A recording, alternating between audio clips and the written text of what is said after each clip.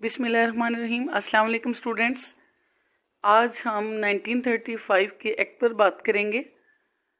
1935 का जो एक्ट है बच्चों, वो हिस्ट्री में बहुत ज़्यादा अहमियत का हामिल है। अभी जब आप कॉन्स्टिट्यूशंस, आप बड़ी क्लासेस में जाएंगे और आप कॉन्स्टिट्यूशंस देखेंगे डिफरेंट स्टेट के, डिफरेंट कंट्रीज़ के, तो आपको अंदाज़ा होगा कि बरतानिया में, इंडिया में, पाकिस्तान में और बहुत सारे और ममालिक ऐसे हैं जहाँ पर अभी भी कॉन्स्टिट्यूशन जो है वो 1935 के एक्ट पर बेस करता है।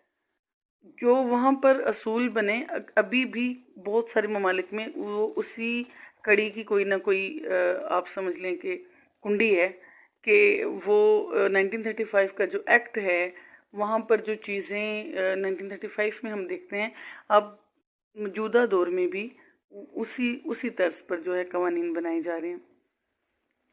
1935 का एक्ट हमारे अपने मुल्क में 1956 तक उसमें जस्ट कुछ अमेंडमेंट्स करके उसको लागू किया गया था। आपको पता है पाकिस्तान का पहला कॉन्स्टिट्यूशन जो है वो 1956 में फर्स्ट टाइम सामने आया। उसके बाद 1962 में दूसरा कॉन्स्टिट्यूशन बना, उसको भी ख़त्म कर दिया गया और 1973 में तीसरा कॉन्स्टिट्यूशन बना जो ताहाल अभी तक चल रहा है।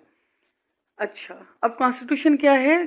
कॉन्स्टिट्यूशन, अगर मैं बिल्कुल ये एक बड़ी डिबेट है कि कॉन्स्टिट्यूशन क्या है, लेकिन अगर मैं बिल्कुल आपको आसान और सादा अल्फाज में बताऊं आपको समझाने के लिए कि जैसे हमारा एक कॉलेज है और वहाँ पर हमने एक अपना टाइम टेबल बनाया हुआ है, एक अपना स्केड्यूल बनाया हुआ है और उसमें आप प्रॉस्पेक्टस देखते हैं, आपको उससे मालूम है कि मैडम कौन है, मैडम नसरीन साहिबा हैं, इंग्लिश की टीचर कौन है, कंप्यूटर की टीचर कौन है, पॉलिटिकल साइंस आपको कौन पढ़ाता है, ठीक है, कितने बजे किसकी क्लास होगी, कितने बजे हमारा ऑन होता है, कितने बजे हमारा ऑफ होता है।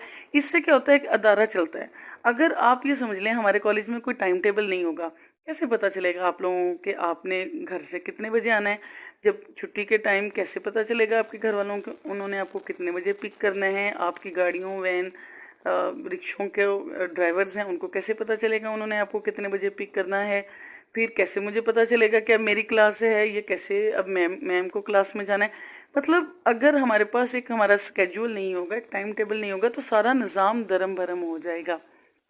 अभी वो तो एक इंस्टीट्यूट की बात है,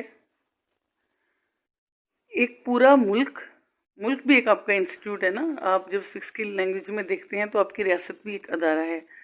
तो जब एक छोटा अदारा है, जो एक कॉलेज है जो चंद हज़ार या चंद सौ लोगों पर मुश्तमिल है, जब वो एक स्केड्यूल के बगैर नहीं चल सकता, एक टाइम टेबल के बगैर नहीं चल सकता, सो दैट आपका जो बड़ा अदारा है जिसको आप स्टेट कहते हैं, उसको भी किसी शेड्यूल की, किसी एक्ट की, किसी कॉन्स्टिट्यूशन की ज़रूरत है जिसके मुताबिक हमें पता चल सके कि हमारा वज़ीर आज़म कौन है, कैसे इलेक्ट होगा, हमारा प्रेसिडेंट कौन है, कैसे इलेक्ट होगा, क्या होगा, हमारी पार्लियामेंट कैसे बनेगी, वट एवर जो भी, ये हमारी अदलिया का निज़ाम क्या है, हमारे अपने फंडामेंटल राइट्स क्या हैं, ये सारी चीज़ें जो हैं हमें हमारा कॉन्स्टिट्यूशन बताता है।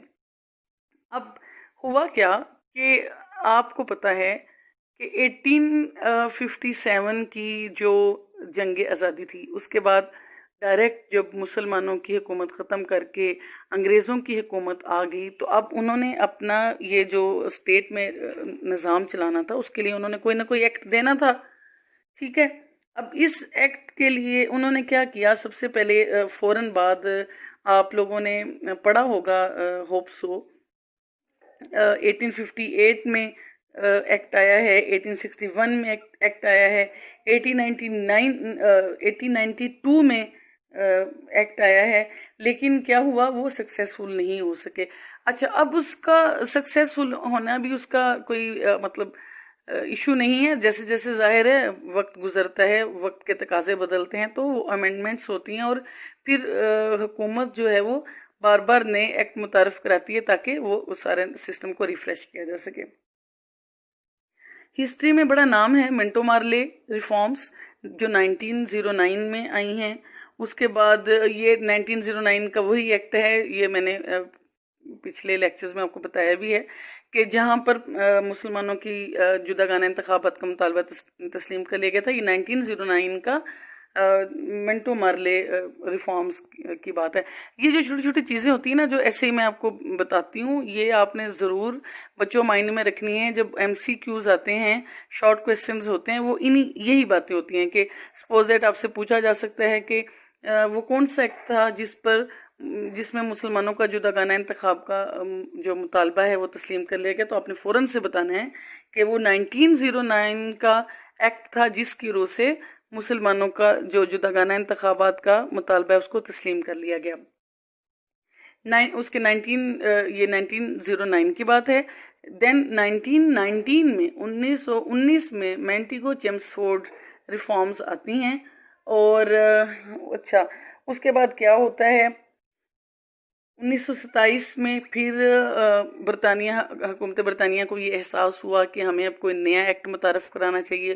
اب وقت کے تقاضے بدل رہے ہیں اور اب ہمارے قوانین میں کوئی تبدیلی ہونی چاہیے. اور اس میں جو وہاں پر ہندوستانی ہیں، ہندوستانی مین اس وقت مسلمان اور ہندو دونوں ہیں، اور اس کے بعد جو چھوٹی منورٹیز تھیں، کرسچنز، پارسی، جو بھی وہاں پہ رہ رہے تھے، اس میں سب لوگ شامل ہیں. اور جب ہم ہندوستانی کی بات کرتے ہیں اس سب کانٹیننٹ کے حوالے سے، اس وقت یہ سارے لوگ ہندوستانی کی ٹرم میں یوز ہوتے ہیں. اچھا، پھر 1927 میں انہوں نے کیا کیا، حکومت برطانیہ نے، کہ انہوں نے مزید آئینی اصلاحات کے لیے ایک کمیشن ہندوستان میں بھیجا. اچھا، اب آپ سے یہ کویسچن کیا جا سکتا ہے کہ 1927 میں کون سا کمیشن ہندوستان آیا، تو آپ نے فوراً سے کیا کہنا ہے، سائمن کمیشن.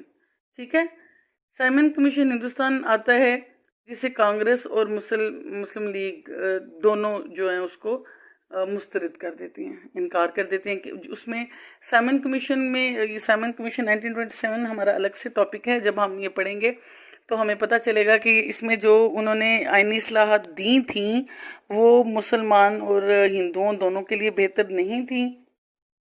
سو انہوں نے اس میں اس کو ریجیکٹ کر دیا. اوکے، ٹھیک ہے، کیونکہ اس کمیشن میں کسی بھی ہندوستانی کو شامل نہیں کیا گیا تھا. مسلمانوں کی طرف سے یا ہندوؤں کی طرف سے کوئی بھی ریپرزنٹیشن نہیں تھی. سو اس کو انہوں نے کینسل کر دیا.